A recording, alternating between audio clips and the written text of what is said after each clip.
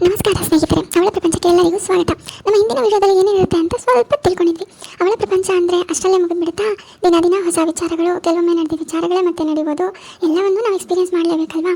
ಹೊಸ ಹೊಸ ಪಾಠಗಳು, ಹಳೆ ನೆನಪುಗಳು, ಇವುಗಳ ಜೊತೆನೇ ಅಲ್ವಾ ನಮ್ಮ ಜೀವನ? ಹಾಂ, ಹೌದು, ಅದು ಎಲ್ರಿಗೂ ಗೊತ್ತಿರೋದೆ. ನಿಂದೇನು ವಿಚಾರ? ಏನೂ ಇಲ್ಲ, ನೀನು ನೋಡಿ ಒಂದು ಹಾಡು ನೆನಪಾಯ್ತು. ಹೌದಾ?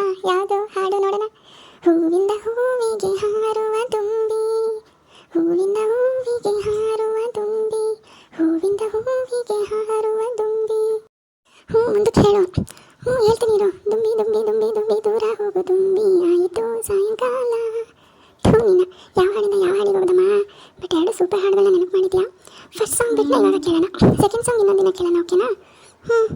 ಇದು 1978ರಲ್ಲಿ ರಿಲೀಸ್ ಆಗಿತ್ತು. ಗೀತಪ್ರಿಯ ಅವರ ಡೈರೆಕ್ಷನು, ನಮ್ಮ ಸಾಹಸ ಸಿಂಹ ಅವರು ಅಭಿನಯಿಸಿದ್ದು, ರಾಜನಾಗೇಂದ್ರ ಅವರ ಸಂಗೀತ.